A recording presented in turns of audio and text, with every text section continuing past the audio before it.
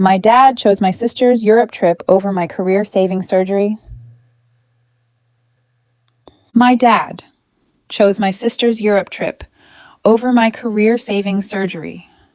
The pizza box was still open when my sister said, "Mid-June is perfect. Greece first, then Italy." My hand stopped on my glass. Mid-June. My surgery date. I looked at my dad. "That's when I'm scheduled." He didn't even look uncomfortable. He just wiped his mouth with a napkin and said, "Can it be pushed back?" There were people at the table. My uncle, my cousin.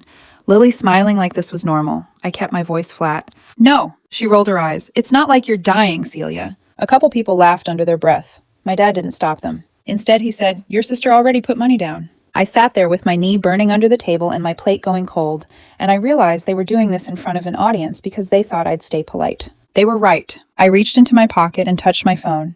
His text from 2 weeks earlier was still there. "Of course we'll handle this. Your future depends on it." I didn't show it, not yet. The next morning, my pre-op folder was still sitting on the kitchen counter, untouched.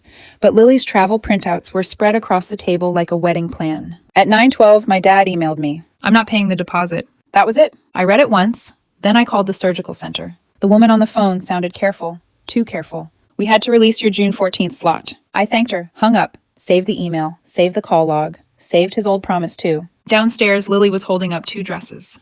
"Which one looks more expensive?" I looked at her.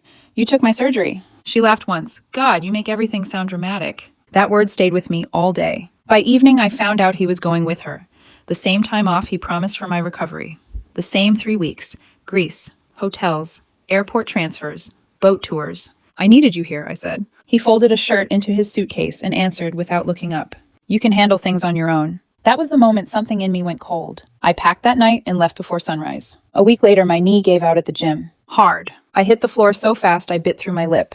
The ER doctor studied my scans, then looked at me and said, "This got worse because it was delayed." I asked him to put that in writing. He did. That night, from a hospital bed, I texted my dad. "The damage is worse. Doctors say the delay made it more serious." His reply came 6 hours later. "Sorry to hear that. We board in the morning. Limited service." I stared at that message for a long time. Then I screenshotted it, saved it in a folder called Documentation. After that, I stopped asking. I sent my records to a fighter support foundation.